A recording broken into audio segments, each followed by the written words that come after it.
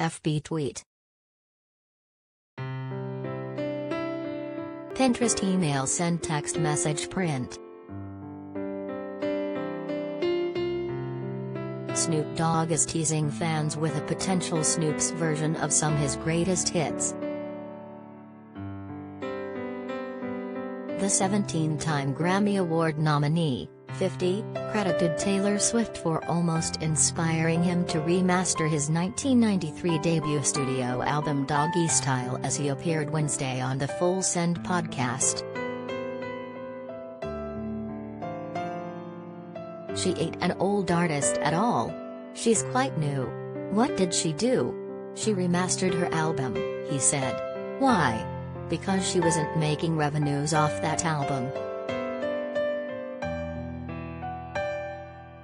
Why did she redo her album? Because she couldn't get finances, so she redid her album as a way of, I'll make this for my fans, and they'll support me, because those are my vocals, and this is my music. I should be making money off of my project when you buy it, Snoop added.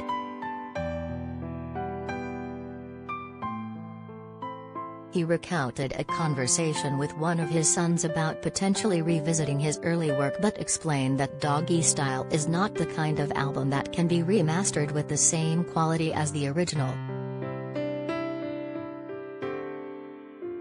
I was going to remaster my album. My son had told me years ago, he was like, you should just remaster Doggystyle, Pops, all that. Just remaster it, you ain't gotta worry about all that, Snoop recounted. But I didn't wanna go with that approach, because you can't remaster Doggystyle like you can remaster them R&B songs. That was a feeling, that was a moment.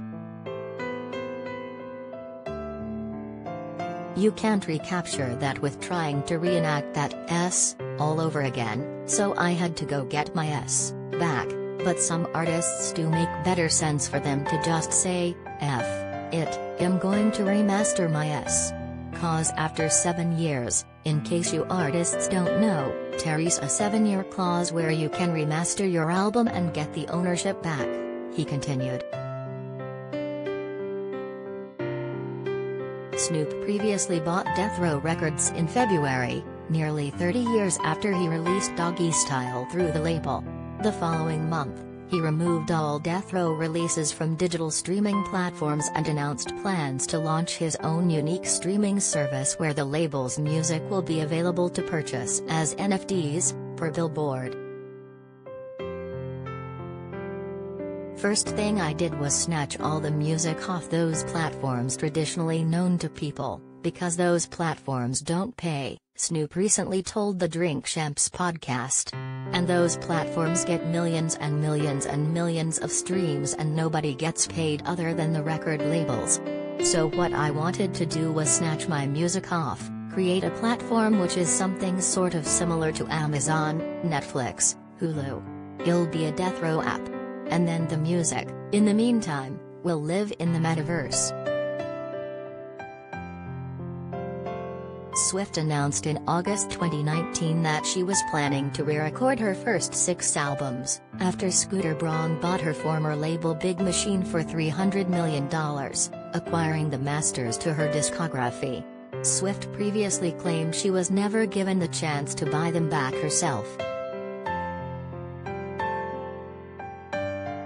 Some fun facts about today's news. I learned about Scooter Braun's purchase of my masters as it was announced to the world, Swift wrote in a Tumblr post at the time.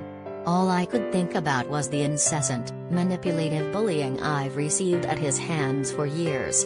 Braun has since sold Swift's masters for more than $300 million, Variety previously reported. The 11-time Grammy Award winner has since dropped the Taylor's version of Fearless and Red, both featuring never-released from the vault songs that didn't make it onto the original albums. Elsewhere in Snoop's interview with the Full Send podcast, he clarified his comments are not meant as shade toward Braun. I ain't firing shots at nobody. Scooter's my friend, he said. I'm just giving the truth. Like, This is public information.